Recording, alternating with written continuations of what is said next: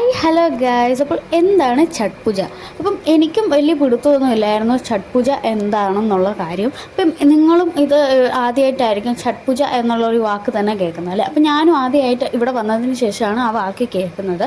അപ്പം ഇത് എല്ലായിടത്തും ഒന്നും ആഘോഷിക്കുന്ന ഒരു ഉത്സവമല്ല. നേപ്പാൾ, ബീഹാർ, ആന്ധ്രാപ്രദേശ് അങ്ങനെ കുറച്ച് സ്ഥലങ്ങളിൽ മാത്രമാണ് ഈ ഒരു ഉത്സവം ആഘോഷിക്കുന്നത്. എന്താണ് ഛഠ് പൂജ, എന്താണ് അതിൻ്റെ ഐതിഹ്യം എന്ന് നിങ്ങൾ ചിന്തിക്കുന്നുണ്ടാവും അല്ലേ? അപ്പം നിങ്ങൾ ആദ്യമായിട്ടായിരിക്കും ഛഠ് പൂജ എന്നൊരു വാക്ക് തന്നെ കേൾക്കുന്നത്. അപ്പം ഛഠ് പൂജ എന്നത് കൊണ്ട് അവർ ഉദ്ദേശിക്കുന്നത് സൂര്യഭഗവാനെയും സൂര്യഭഗവാന്റെ ഭാര്യയായ ഛതി ദേവിയെയും ആരാധിക്കുന്ന 4 ദിവസം നീണ്ടു നിൽക്കുന്ന ഒരു ഉത്സവമാണ് ഈ ഛഠ് പൂജ എന്ന് പറയുന്നത്. അതിൽ അവർക്ക് ആദ്യത്തെ ദിവസങ്ങളിൽ ഗംഗാനദി പോലുള്ള പുണ്യ നദികളിൽ പോയി കുളിച്ച് അവിടുത്തെ വെള്ളം ശേഖരിച്ചുകൊണ്ട് വന്ന് പ്രസാദം തയ്യാറാക്കും. രണ്ടാമത്തെ ദിവസം മുഴുവൻ അവർ ഫാസ്റ്റിങ്ങിലായിരിക്കും. എന്നിട്ട് സൂര്യ അസ്തമയത്തിന് ശേഷം മാത്രമാണ് അവർ ഭക്ഷണം കഴിക്കുക. മൂന്നാമത്തെ ദിവസം അവർ തയ്യാറാക്കിയ പ്രസാദം നദീതീരത്ത് കൊണ്ടുപോയി അസ്തമയ സൂര്യന് സമർപ്പിക്കുന്നു. 4-ാം ദിവസം ഉദയ സൂര്യന് പൂജ ചെയ്ത് അവർ ഉപവാസം, ഫാസ്റ്റിംഗ് അവർ അവസാനിപ്പിക്കുകയും ചെയ്യുന്നു.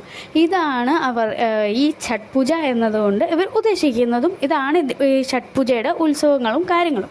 അപ്പം ഇതിൻ്റെ ഉദ്ദേശം എന്തെന്ന് വെച്ചാൽ സൂര്യനോടുള്ള കൃതജ്ഞത, പ്രകൃതി സംരക്ഷണം, മനസ്സിൻ്റെയും ശരീരത്തിൻ്റെയും ശുദ്ധി, ഇതൊക്കെയാണ് ഇവർ ഈ പൂജ കൊണ്ട് ഉദ്ദേശിക്കുന്നത്.